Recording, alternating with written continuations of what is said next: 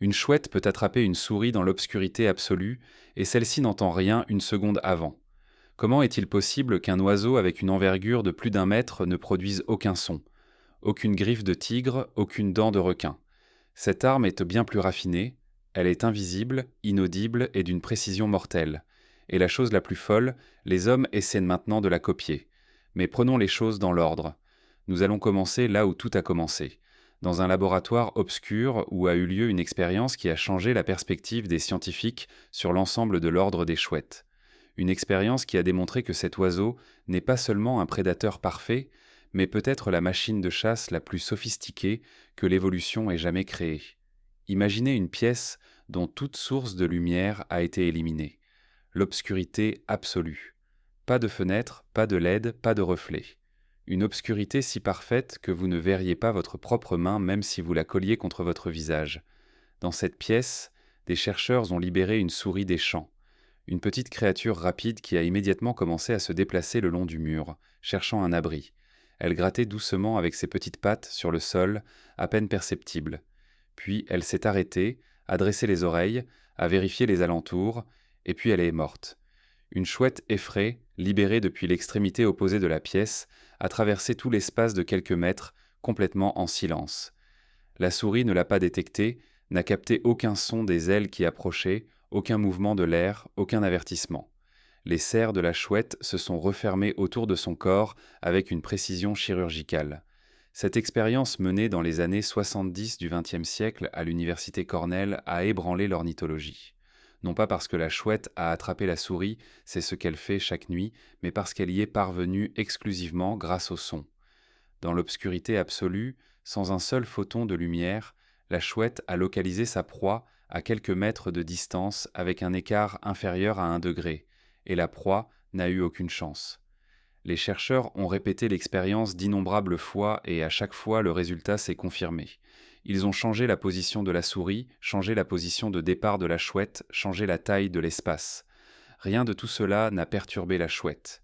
Ils ont même essayé de mettre dans la pièce, à la place d'une souris vivante, un petit haut-parleur émettant des sons de grattement, et la chouette a attaqué le haut-parleur. Cela a définitivement prouvé qu'elle se repère au son, pas à la chaleur, à l'odeur ou à d'autres capteurs. Simplement le son.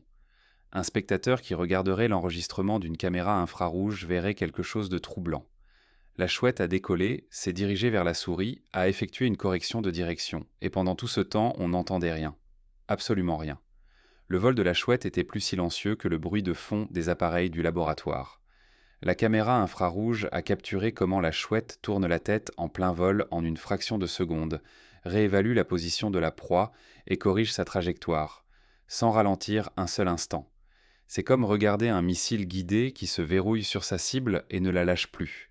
Et c'est précisément là que commence la question intéressante.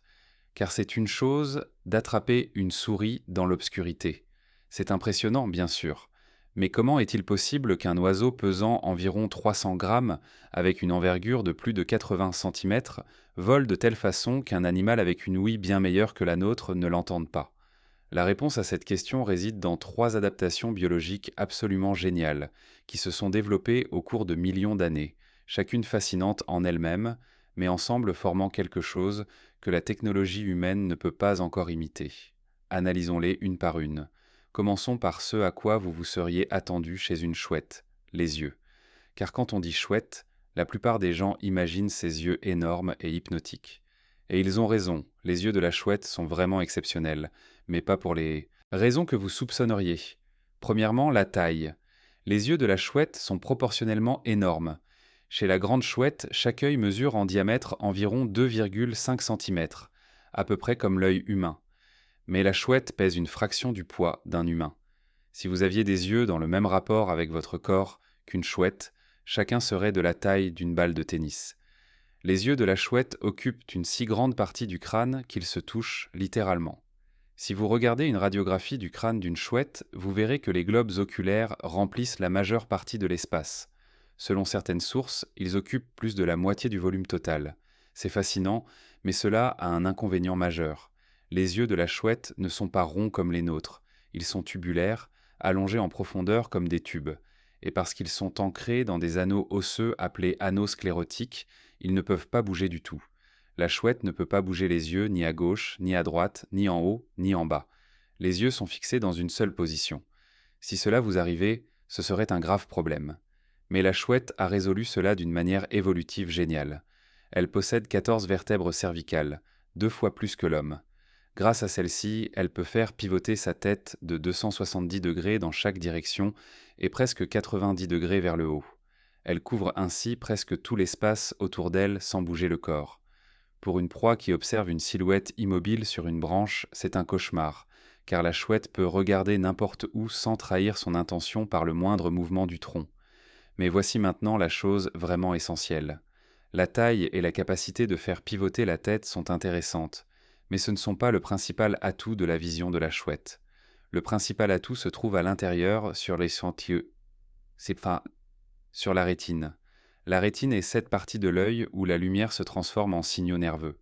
Sur la rétine, il existe 2 types de cellules qui réagissent à la lumière. Les cônes, qui nous permettent de voir les couleurs et les détails fins, et les bâtonnets, responsables de la vision dans la pénombre. Et c'est précisément dans les bâtonnets que réside toute la magie. La chouette possède sur sa rétine un nombre incroyable de bâtonnets.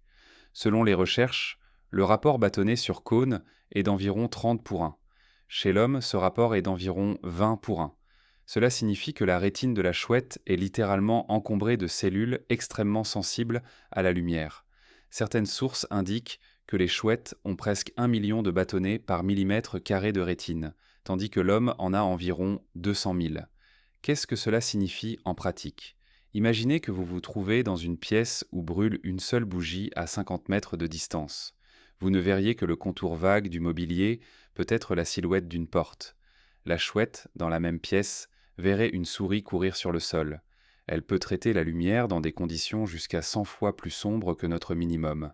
La chouette effraie peut détecter une souris à un éclairage de 0,73 millionième de photocandela.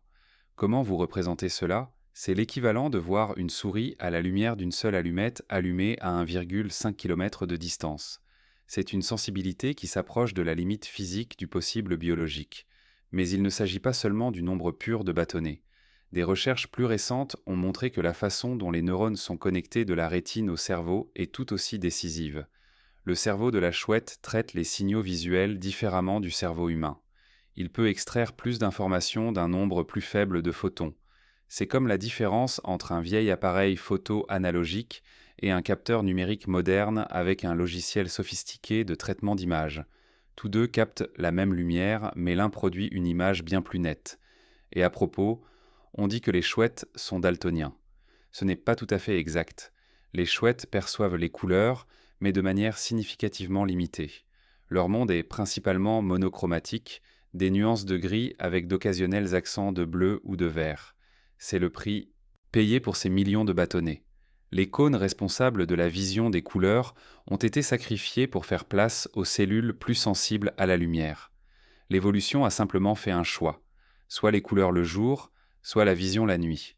Et pour un chasseur nocturne, la réponse est claire. Et il y a encore un bonus. De nombreuses espèces de chouettes nocturnes possèdent derrière la rétine une couche réfléchissante spéciale, appelée tapetum lucidum. Elle fonctionne comme un miroir. La lumière qui passe à travers la rétine se reflète et repasse à travers la rétine une seconde fois. La chouette obtient ainsi de chaque photon 2 fois plus d'informations. C'est précisément cette couche qui provoque le reflet caractéristique vert ou jaune quand on éclaire une chouette la nuit avec une lampe de poche. Mais, et c'est important, la vision n'est pas l'arme principale de la chouette. C'est sans aucun doute un outil fantastique. Mais cette expérience en laboratoire obscur nous a montré quelque chose d'essentiel. La chouette peut chasser sans un seul photon de lumière, et cela signifie qu'elle doit avoir quelque chose en plus, quelque chose qui fonctionne là où les yeux échouent. Et nous arrivons ainsi à la deuxième adaptation, les oreilles, ou plus précisément à la façon dont les oreilles de la chouette sont construites, car ici l'évolution a produit quelque chose de vraiment bizarre. Quand vous regardez la tête d'une chouette, vous ne voyez pas de pavillon auriculaire externe comme en ont les lapins ou les cerfs. Les oreilles de la chouette sont cachées sous les plumes sur les côtés de la tête, dissimulées derrière ce qu'on appelle le disque facial, ce masque circulaire caractéristique en plumes qui donne aux chouettes leur apparence distinctive. Mais voici le détail clé. Regardez attentivement le crâne de la chouette effraie et vous verrez quelque chose qui semble être un défaut de fabrication. L'orifice auriculaire gauche est positionné plus haut que le droit. Ils ne sont pas symétriques. Une oreille est placée plus haut et orientée légèrement vers le bas. L'autre est plus basse et orientée légèrement vers le haut. Ce n'est pas un défaut. C'est un design génial. La plupart des animaux, y compris nous, localisent le son dans le plan horizontal. Nous pouvons déterminer si le son vient de gauche ou de droite. Nous faisons cela parce que le cerveau compare le temps que met l'onde sonore à atteindre une oreille par rapport à l'autre. Si le son atteint l'oreille gauche une fraction de seconde plus tôt, nous savons que la source est à gauche. Simple. Mais qu'en est-il de la verticale? D'où vient exactement le son? Du haut, du bas, au niveau des yeux? Pour la plupart des animaux, c'est un énorme problème. C'est pourquoi le chien entend qu'il y a un chat quelque part, mais il lui faut du temps pour le trouver. Il doit tourner la tête et chercher la direction. La chouette n'a pas ce problème. Grâce à ses oreilles asymétriques, elle peut localiser le son non seulement horizontalement, mais aussi verticalement. Son cerveau compare deux types de différences: la différence de temps pour le plan horizontal et la différence d'intensité pour le plan vertical. Un son venant du haut atteint l'oreille positionnée plus haut un moment imperceptible plus tôt et avec une intensité différente par rapport à l'oreille du bas. La chouette triangule ainsi en temps réel la position exacte de la source sonore en 3 dimensions. Et maintenant les chiffres stupéfiants. Les recherches montrent que les chouettes peuvent capter des différences de temps de seulement 10 microsecondes, soit 10 millionièmes de seconde, et la précision de localisation qui en résulte, 1 à 2 degrés. Aussi bien dans le plan horizontal que vertical, 1 à 2 degrés. Cela signifie que lorsqu'une souris bruise dans l'herbe à 20 mètres de distance, la chouette sait exactement où elle se trouve, avec une précision de quelques centimètres, en 3 dimensions, dans l'obscurité absolue. Essayez de vous imaginer cela avec votre propre exemple. Vous êtes dans une pièce sombre. Quelqu'un à l'extrémité opposée laisse tomber une aiguille. Vous entendez le son. Vous savez qu'il vient de quelque part là-bas. Mais exactement où? Vous devinez la direction, mais pas la distance. Vous pensez que c'est plutôt à gauche, mais vous ne savez pas si c'est plus bas ou plus haut. La chouette saurait exactement à ce moment-là. Angle horizontal, angle vertical et, en combinant la connaissance de l'espace, la distance approximative. Son cerveau effectue un calcul pour lequel vous auriez besoin d'un ordinateur et de 2 microphones sensibles. Et tout fonctionne grâce à une zone spéciale du cerveau de la chouette, le noyau externe du colliculus inférieur, ou en latin nucleus externus. Cette zone contient des neurones qui réagissent exclusivement au son provenant de points spécifiques de l'espace. Ce sont littéralement des cartes spatiales. Chaque neurone est accordé sur un point différent de l'espace tridimensionnel autour de la chouette. Quand un certain groupe de neurones s'active, la chouette sait immédiatement où se trouve la source du son. Sans supposition, sans approximation, localisation instantanée et précise. Et le disque facial, ce masque en plumes rigides spécialement formé, fonctionne comme une antenne parabolique. Il capte les ondes sonores et les dirige vers les orifices auriculaires, amplifiant ainsi le son. Certaines espèces de chouettes ont un disque facial si efficace que leur sensibilité auditive effective est plusieurs fois supérieure à celle des autres oiseaux. Vous vous demandez probablement aussi à propos des fréquences. Quels sons les chouettes entendent-elles le mieux? La sensibilité maximale des chouettes se situe entre 4 et 8 kHz et c'est exactement la plage de fréquence dans laquelle s'inscrivent les sons produits par les petits rongeurs. Le bruissement dans l'herbe, les petits couinements, le grattement des petites griffes sur une surface. L'évolution a accordé l'ouïe de la chouette exactement sur les fréquences de sa proie, comme une radio accordée sur une seule station, la plus importante. Aucun autre oiseau au monde ne peut faire cela avec une telle précision. Il y a bien sûr d'autres prédateurs avec une bonne ouïe. Le busard, par exemple, a une stratégie de chasse similaire basée sur le son et même un disque facial semblable à celui de la chouette. Mais même celui-ci n'atteint pas la précision des oreilles placées asymétriquement. Et la biologie évolutive nous dit quelque chose d'intéressant. Le degré d'asymétrie des oreilles est directement corrélé au mode de vie de l'espèce de chouette en question. Les espèces qui chassent exclusivement la nuit et dans des forêts denses ont l'asymétrie la plus prononcée. Les espèces actives au crépuscule ou le jour, comme la chouette des terriers, ont les oreilles presque symétriques, car elles se fient davantage à la vue. L'évolution a calibré le design en fonction des besoins et le résultat est absolument impeccable. Donc, nous avons une vision incroyable qui fonctionne dans des conditions 100 fois plus sombres que le minimum humain et un sonar tridimensionnel avec une précision d'1 degré. Ce sont deux des trois super-pouvoirs. Mais le troisième est le plus important car sans lui, les deux premiers ne suffiraient pas. Réfléchissez à cela. À quoi vous sert une ouïe parfaite avec laquelle vous localisez précisément la proie si celle-ci entend votre approche? À quoi vous servent des yeux géniaux si vous ne réussissez pas à vous approcher suffisamment de la souris parce que le son de vos ailes vous trahit? La vision et l'ouïe sont des capteurs, des données d'entrée. Mais pour que l'attaque réussisse, le prédateur doit arriver jusqu'à la proie sans être détecté. Et pour un prédateur volant, cela signifie une seule chose: voler en silence. Sans cette dernière pièce du puzzle, la chouette ne serait qu'un oiseau très bien informé qui sait où est la souris, mais ne peut pas l'attraper. Le vol silencieux est ce qui transforme l'information en mort. Et c'est là que nous arrivons au cœur de toute l'histoire, à ce qui rend la chouette vraiment unique parmi tous les oiseaux de la planète. Pensez un instant à ce que nous entendons quand un oiseau passe près de nous. Ce son, ce bruissement, ce frémissement, ce n'est pas le son du battement des ailes en lui-même, c'est le son de la turbulence. Quand une aile fend l'air, des tourbillons se forment dans son sillage. L'air s'agite, les molécules s'entrechoquent, et une onde sonore naît. Plus l'oiseau vole vite et plus les plumes sont rigides, plus le son est fort. Un pigeon qui vous passe près de la tête est bruyant. Vous l'entendez clairement, ce battement et ce bruissement des ailes. Une buse qui vole au-dessus du champ, si vous êtes suffisamment proche, vous entendez un léger sifflement. Mais la chouette, vous ne l'entendez pas du tout. Et la raison se trouve dans trois adaptations structurelles des plumes, si ingénieuses que les ingénieurs les étudient encore aujourd'hui. Adaptation numéro 1, le bord antérieur dentelé. Regardez le bord antérieur de la plume primaire de la chouette, ce bord de la plume qui fend l'air en premier. Chez la plupart des oiseaux, ce bord est lisse. L'air s'écoule dessus et se décompose en grands tourbillons bruyants. Chez la chouette, le bord antérieur est couvert de petites dents, comme les dents d'un peigne miniature appelé fimbria ou serration. Ces petites dents font quelque chose de génial. Elles divisent le courant d'air en de nombreux petits courants. Au lieu d'un seul grand tourbillon derrière l'aile, des milliers de petits micro-tourbillons se forment. Et les petits tourbillons sont plus silencieux que les grands, significativement plus silencieux. C'est un principe similaire à celui de certains silencieux. Au lieu d'un seul grand trou, ils ont beaucoup de petits trous qui dispersent l'énergie de l'onde sonore. Et voici un détail important. Ces petites dents sont le mieux développées chez les espèces strictement nocturnes. Les espèces qui chassent le jour les ont moins prononcées ou pas du tout. L'évolution a investi dans le vol silencieux uniquement là où c'était vraiment nécessaire. Adaptation numéro 2, la surface veloutée, la face supérieure des plumes de chouette, la surface sur laquelle l'air s'écoule, est recouverte d'un fin duvet velouté. Ce sont de petites saillies douces des barbules qui créent une structure semblable au velours ou au velours côtelé. Cette surface fonctionne comme un amortisseur. Elle absorbe les vibrations qui apparaissent quand l'air s'écoule sur la plume. Chez un oiseau ordinaire, les plumes vibrent légèrement en vol et cette vibration génère du son.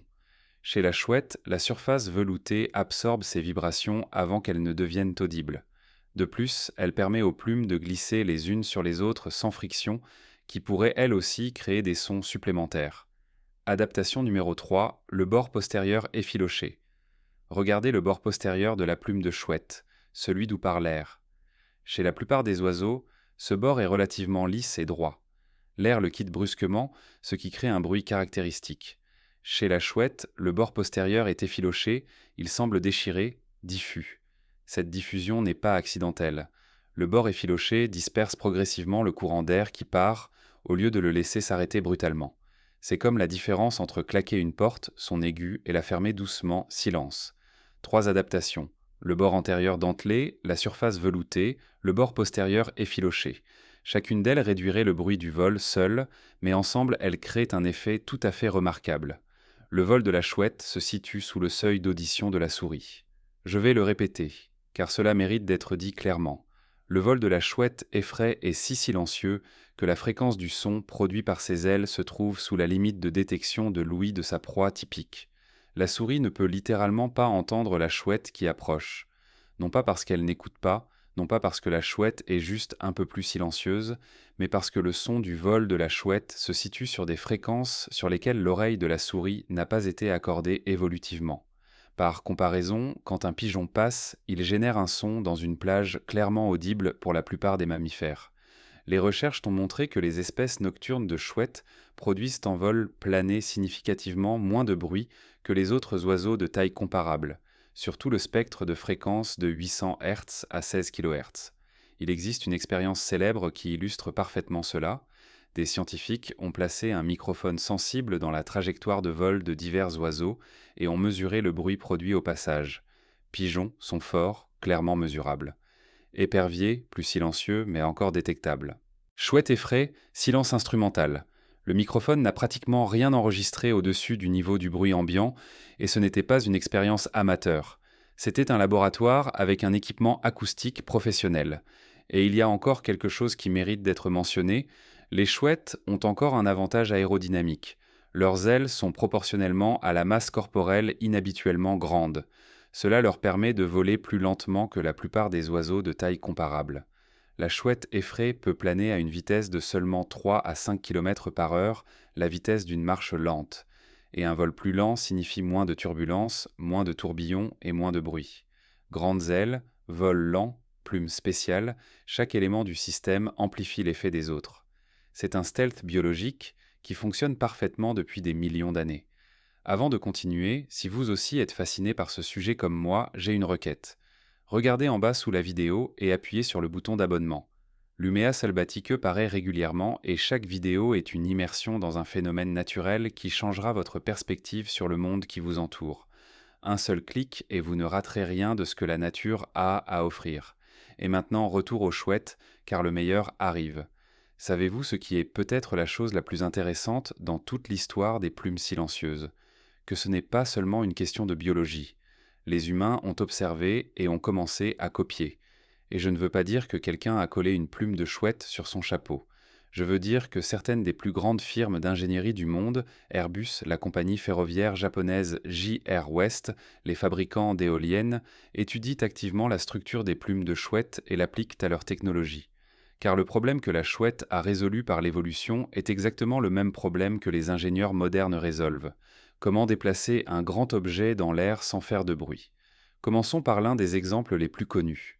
Le Shinkansen japonais, le train qui circule à plus de 300 km par heure.